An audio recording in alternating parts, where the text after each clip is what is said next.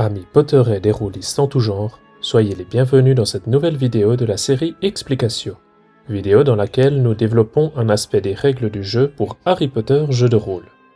Je suis Kull, et aujourd'hui nous allons nous atteler aux règles sur l'apprentissage de nouvelles compétences pour vos sorciers et sorcières. À vos baguettes, et que la magie commence.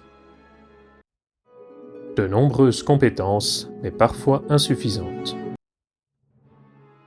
Comme c'est le cas pour de nombreux autres jeux de rôle qui emploient le système Basis Role-Playing Game Chaosium, le nombre de compétences possédées par un personnage joueur dans Harry Potter jeu de rôle est conséquent. Nous parlons ici des compétences générales, qui sont au nombre de 22, mais également des compétences spécifiques aux sorciers, au nombre de 6, et des compétences spécifiques aux moldus, au nombre de 7. Si tant est que vous incarniez un sang mêlé, ce sont donc 35 compétences qui sont disponibles lors de la création de votre personnage, plus les éventuelles compétences supplémentaires dérivées des avantages et autres coups de pouce du destin. Ça peut paraître beaucoup, mais nombre de joueurs constateront rapidement que celles-ci ne permettent pas de couvrir toutes les situations qui seront rencontrées au cours des parties. Certaines d'entre elles vous seront utiles, d'autres non, et finalement d'autres plus rarement. Et il est fort à parier que vous en viendrez à vouloir acquérir de nouvelles compétences plus spécifiques au type de sorcier que vous désirez incarner.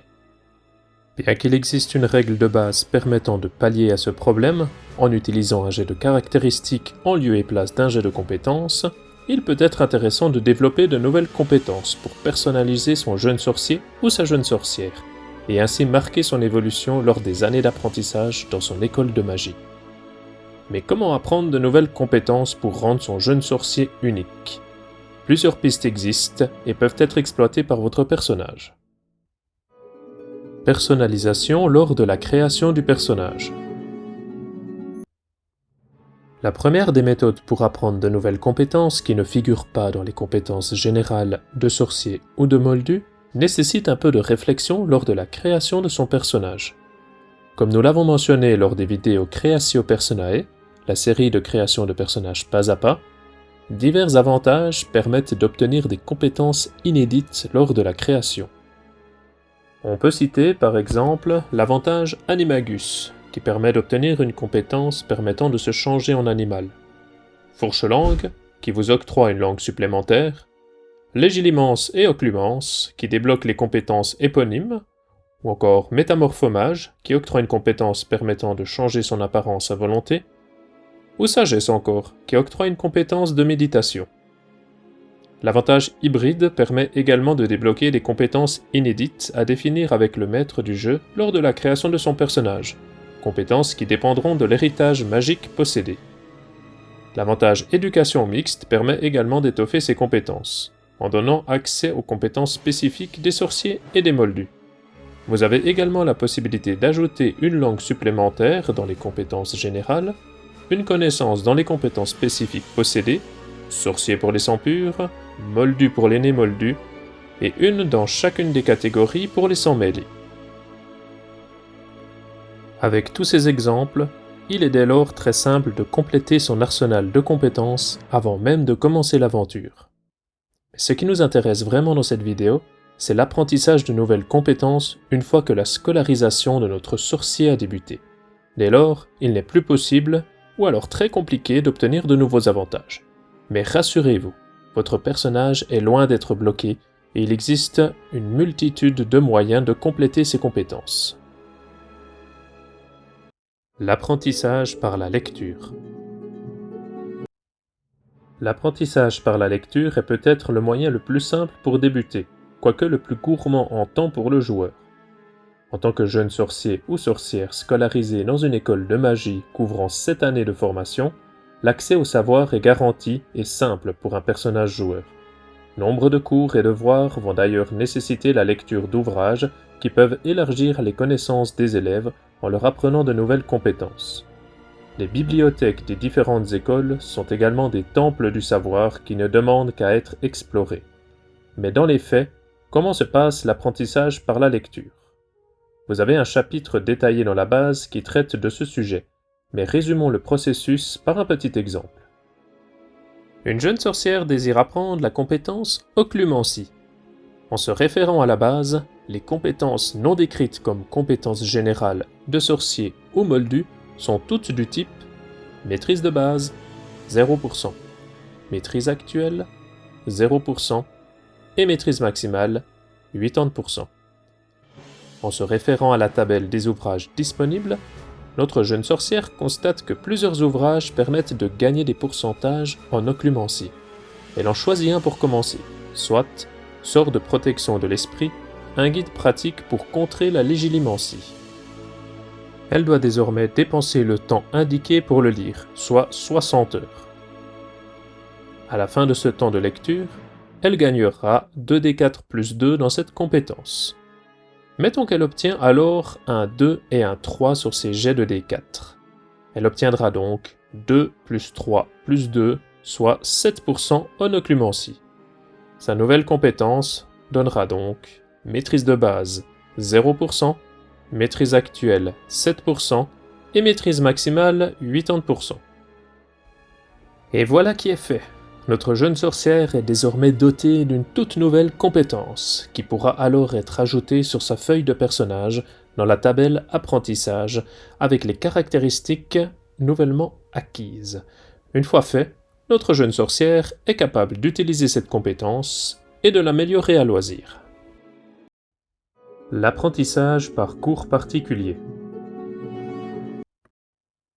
Même si l'apprentissage de nouvelles compétences par la lecture peut paraître accessible, il ne s'agit pas de la méthode la plus simple et la plus rapide. Cela s'explique facilement. Entre le fait de lire quelque chose et d'appliquer cette connaissance nouvellement acquise dans la réalité, il y a bien souvent un monde. Ajoutons à cela que certaines notions peuvent nécessiter des niveaux de connaissances avancés et on comprendra facilement qu'un élève aura parfois besoin d'aide pour apprendre ou comprendre ce qu'il lit. Et cela tombe bien, car vos sorciers et sorcières sont justement dans une école où les professeurs sont là pour les aider à acquérir du savoir et de nouvelles compétences. Pourquoi, dès lors, ne pas se rapprocher de l'un d'eux pour des cours particuliers afin d'obtenir de nouvelles compétences ? De manière générale, sauf exception, les professeurs sont là pour aider les élèves à apprendre. Ils feront également preuve d'intérêt si un élève désire en apprendre davantage que ce qui lui est enseigné dans le cursus classique. Pour toutes ces raisons, il est fort à parier qu'un professeur sautera sur l'occasion de former un ou plusieurs élèves sur un sujet qui sort du cadre classique d'enseignement. Ces enseignements sont également plus rapides que ceux faits par la lecture. On peut considérer, par exemple, que l'enseignement d'une compétence par un professeur octroiera 5% plus 2d4 plus 2% au bout d'un mois, à raison de 3-4 heures d'enseignement par semaine. Libre à vous, maître du jeu, d'augmenter ou de diminuer ce gain en fonction de l'investissement de l'élève dans ses cours particuliers. Le gain au bout d'un mois devrait être alors compris entre 10 et 20% maximal, et son augmentation diminuer au fur et à mesure. Attention cependant, toutes les compétences ne peuvent pas être enseignées de la sorte. On voit mal un enseignant proposer l'apprentissage de compétences de triche ou de magie noire à ses élèves, par exemple.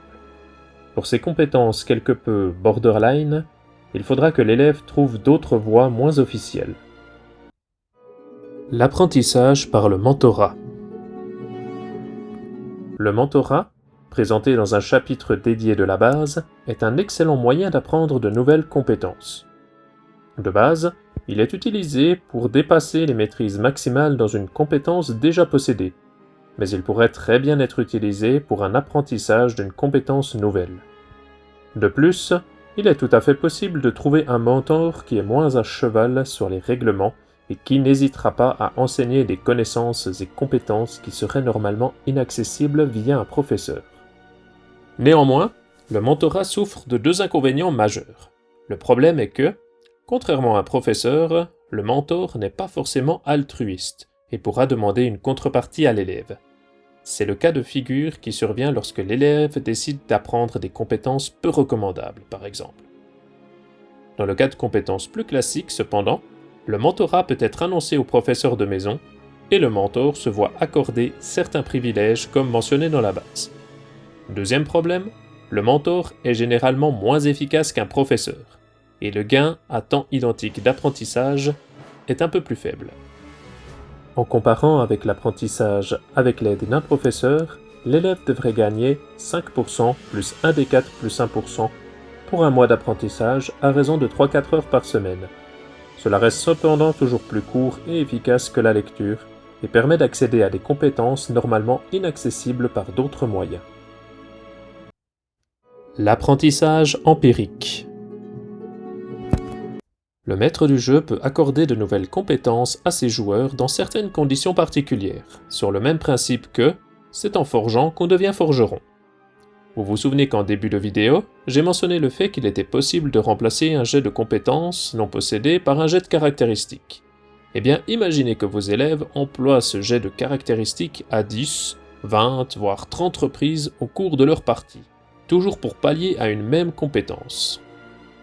À force de répéter cette action, et peu importe que le résultat soit un succès ou un échec, ils développeront des automatismes et des connaissances sur la manière de procéder ou de ne pas procéder. Le maître du jeu peut alors décider de débloquer cette compétence en leur octroyant celle-ci à 5% de maîtrise actuelle. Cette compétence nouvellement débloquée pourra ensuite être augmentée lors de son utilisation ou lors de gains de points de compétence à la fin d'une session de jeu, comme toutes les autres compétences possédées par le personnage. On pourrait qualifier ce type d'apprentissage empirique ou apprentissage par essais successifs. L'apprentissage lors des vacances. Finalement, si aucune des solutions proposées précédemment ne vous convient, soit parce que vos personnages manquent de temps, soit parce que vous les trouvez trop complexes et rébarbatives, il vous reste une dernière solution. Il existe 3 périodes scolaires durant l'année, périodes qui sont entrecoupées de vacances. En règle générale, les vacances ne sont, sauf éléments scénaristiques importants qui s'y déroulent, pas jouées et simplement ellipsées. Pourquoi ne pas profiter de celles-ci pour développer de nouvelles compétences? Une semaine de lecture, apprentissage empirique et conseils de vos frères, sœurs et parents devraient vous permettre de développer certains savoirs, même minimes, mais qui pourraient s'avérer utiles dès la rentrée. Il vous suffit dès lors de mentionner cet apprentissage à votre maître du jeu qui peut l'accepter ou non. Le déblocage de nouvelles compétences de cette manière se fait cependant avec un succès plus faible. Comprenez par là que vous ne pourrez pas faire de miracle en 1 ou 2 semaines seulement, car il vous faut en plus vous reposer et faire vos devoirs. Certaines vacances, cependant, comme les vacances d'été, sont plus propices à cet apprentissage et peuvent, qui plus est, bénéficier des bonus de gain d'expérience proposés dans la base avant la reprise d'une nouvelle année scolaire. Un bon exemple de gain, pour une nouvelle compétence, pourrait alors être de 1 des 4 plus ou moins 1% par semaine passée sur cet apprentissage. Le moins 1 si le personnage effectue ses devoirs et se repose, et le plus 1 s'il rogne sur son temps de travail et de sommeil. Cependant, le second choix aura des conséquences, à n'en pas douter, dès la rentrée scolaire, comme de la fatigue et des punitions pour ne pas avoir fait les devoirs demandés. Conclusion. Peu importe laquelle des 5 méthodes présentées vous choisirez, il y aura toujours des avantages et des inconvénients. Comme toujours dans Harry Potter jeu de rôle, la notion de temps sacrifié pour une activité est déterminante pour un choix, et c'est encore plus vrai pour l'apprentissage de nouvelles compétences. Libre à vous d'appliquer celle qui vous convient le mieux pour rendre votre jeune sorcier ou votre jeune sorcière unique, voire de combiner plusieurs méthodes en fonction des besoins pour arriver à vos fins. Peu importe la méthode employée, une fois la compétence débloquée, celle-ci devient comme toutes vos autres compétences. Sa maîtrise peut alors être augmentée par son utilisation ou l'octroi de points de compétences gagnés lors de la partie. Au final, la partie la plus longue et la plus complexe consiste donc à débloquer la compétence. Une fois fait, le reste ne vous posera plus de problème. Nous voici arrivés au terme de cette 10e vidéo de la série Explications. Merci d'avoir suivi celle-ci jusqu'à la fin.